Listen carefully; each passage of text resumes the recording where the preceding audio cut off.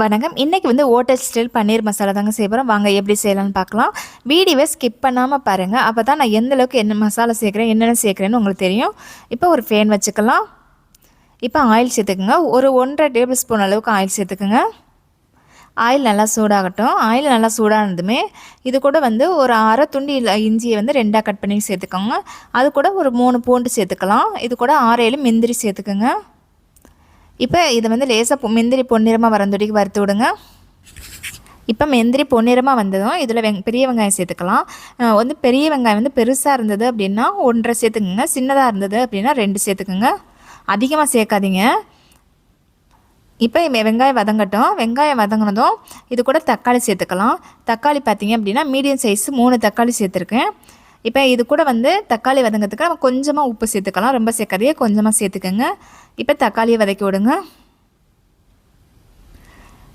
இப்போ தக்காளி நல்லா வதங்கிடுச்சு. இப்போ வந்து இந்த தக்காளி வெங்காயம் இதெல்லாம் வந்து ஒரு பிளேட்டில் ஆற வச்சுடுங்க. ஆறட்டும். இப்போ அதே ஃபேனை எடுத்துக்கோங்க. ஒரு ஸ்பூன் அளவுக்கு ஆயில் சேர்த்துக்குங்க. இந்த ஆயிலில் கொஞ்சமாக ஒரு சிட்டிகை அளவுக்கு மஞ்சத்தூள், ஒரு 2 சிட்டிகை அளவுக்கு உப்பு சேர்த்துக்குங்க. இப்போ இந்த ஆயிலில் வந்து அந்த மஞ்சத்தூளும் உப்பு லேசாக கரையிருந்தொட்டிக்கு லேசாக கரண்டி வச்சு கிண்டி விடுங்க. இப்போ நான் 200 கிராம் அளவுக்கு பன்னீர் வந்து சின்ன சின்ன க்யூப்ஸாக கட் பண்ணி எடுத்து வச்சுருக்கேன். உங்களுக்கு என்ன சைஸ் வேணுமோ அதை அந்த அளவுக்கு கட் பண்ணிக்கோங்க. இப்போ நம்ம அந்த பன்னீரை இது கூட சேர்த்துக்கலாம். இப்போ பன்னீரை வந்து லேசாக அந்த எண்ணெயில் கூட நல்லா வறுத்து விடுங்க. ஒரு பக்கம் வறுத்ததுமே இன்னொரு பக்கம் நல்லா திருப்பி விடுங்க. இது மட்டும் 1 நிமிஷம் 1.5 நிமிஷத்துக்கு வறுபடட்டும். இப்போ இந்த பன்னீர் நல்லா இதாகிடுச்சு. இப்போ வந்து வேறு பிளேட்டில் மாற்றிடுங்க. இப்போ அதே ஃபேனில் வந்து கொஞ்சமாக ஆயில் சேர்த்துக்கலாம். ஒரு 2 டேபிள் ஸ்பூன் அளவுக்கு ஆயில் சேர்த்துக்குங்க. ஆயில் சூடாக இருந்தால் 2 ஏலக்காய், 2 லவங்கம், கொஞ்சம் ரோல் பட்டை, இது கூட ஒரு பிரிஞ்சி இலை, இது நல்லா பொரியட்டும். இது பொரிஞ்சதுமே நம்ம ஏற்கனவே வந்து தக்காளி வெங்காயம் எல்லாம் வதக்கி வச்சுருக்கோம்ல, அதை மிக்ஸி சாரில் அரைச்சிட்டு சேர்த்துக்கலாம்.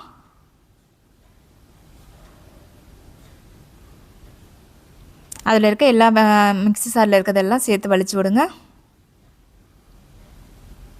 இப்போ இந்த எண்ணெயிலே அதை நல்லா பச்சை வடை பொறந்தடிக்கு வதக்கி விடுங்க. இப்போ இது கூட மசாலா சேர்த்துக்கலாம். 1 ஸ்பூன் அளவுக்கு தனி மிளகாத்தூள், அதே 1 ஸ்பூன் அளவுக்கு தனியாத்தூள் சேர்த்துக்குங்க. கொஞ்சமாக 1/4 டீஸ்பூனை விட கம்மியாகவே சேர்த்துக்குங்க கரம் மசாலா.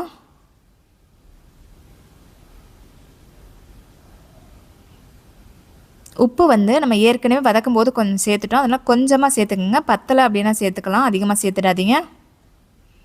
இப்போ வதக்கி விடுங்க.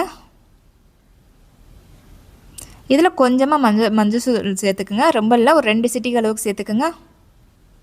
இப்போ இதே வதக்கி விடுங்க. இதே 1 நிமிஷம் நல்லா பச்சை வடை பொறந்தடி வதக்கியாச்சு. இப்போ நம்ம தண்ணி சேர்த்துக்கலாம். 1 கப் அளவுக்கு தண்ணி சேர்த்துக்குங்க. ஏன்னு கேட்டால் கொதித்து வற்றும் போது நமக்கு மறுபடியும் திக்காயிடும். அதனால் 1 கப் அளவுக்கு சேர்த்துக்குங்க. உங்களுக்கு ரொம்ப கெட்டியாக இருந்ததுன்னா இன்னும் கூட கொஞ்சம் தண்ணி சேர்த்துக்குங்க. இப்போ நல்லா கிண்டி விடுங்க. இப்போ நல்லா ஒரு கொதி வரட்டும். இப்போ ஒரு கொதி வந்துடுச்சு. இப்போ ஸ்டவ்வை வந்து லோ ஃப்ளேமில் வச்சுடுங்க.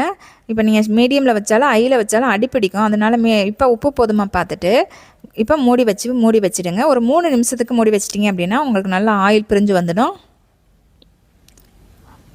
இப்போ நல்லா ஆயில் பிரிஞ்சு வந்துடுச்சு. இப்போ நமக்கு கிரேவி ரெடி ஆகிடுச்சு. இப்போ நம்ம வந்து தக்காளியெல்லாம் அதிகமாக சேர்த்துருக்கோம்ல, அதனால் புளிப்பு டேஸ்ட் இருக்கும். அதனால் வந்து நம்ம ஒரு அரை ஸ்பூன் அளவுக்கு சர்க்கரை சேர்த்துக்குங்க. அப்போ தான் டேஸ்ட்டும் நல்லாயிருக்கும், புளிப்பு டேஸ்ட் எல்லாமே இருக்கும். இப்போ நல்லா கரண்டி வச்சு கிண்டி விடுங்க. இப்போ சர்க்கரை கரைஞ்சிடுச்சு.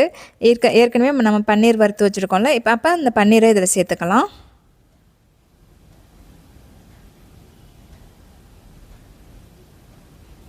இப்போ அந்த பன்னீர் சேர்த்துட்டோம். இப்போ வந்து லேசாக கரண்டிட்டு கிண்டி விடுங்க. இப்போ வந்து மூடி வச்சிடலாம். நம்ம ஏற்கனவே பன்னீர் வந்து நம்ம லேசாக வறுத்துட்டோம். அதனால் ரொம்ப நேரம்லாம் வைக்க வேணாம். மூடி வச்சு ஒரு 2 நிமிஷம் மட்டும் மூடி வச்சுடுங்க.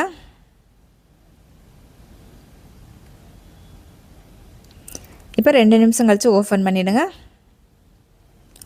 இப்போ பன்னீர் மசாலா ரெடி ஆகிடுச்சு. இப்போ இதை என்ன பண்ணுறீங்க அப்படின்னா, கஸ்தூரி மெட்டி இருந்தது அப்படின்னா நல்லா உள்ளங்கையில் வச்சு நல்லா இது பண்ணி விடுங்க. கசக்கிட்டு அதில் இருக்கிற சக்கையை வந்து எடுத்துடுங்க. இப்போ இந்த டயத்தில் வந்து உங்கள்கிட்ட ப்ரெஸ் க்ரீம் இருந்தது அப்படின்னா 2 ஸ்பூன் அளவுக்கு க்ரீம் சேர்த்துக்கோங்க. இப்போ ஸ்டவ் ஆஃப் பண்ணிவிடுங்க. கரண்டி வச்சு கிண்டி விடுங்க. அவ்வளோதாங்க, சூப்பரான hotel style paneer masala ready ஆகிடுச்சு.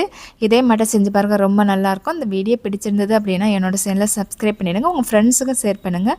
இந்த வீடியோ எப்படின்னு சொல்லிவிட்டு கமெண்ட் பண்ணுங்கள், லைக் பண்ணுங்கள். நன்றி. அடுத்த வீடியோவில் பார்க்கலாம்.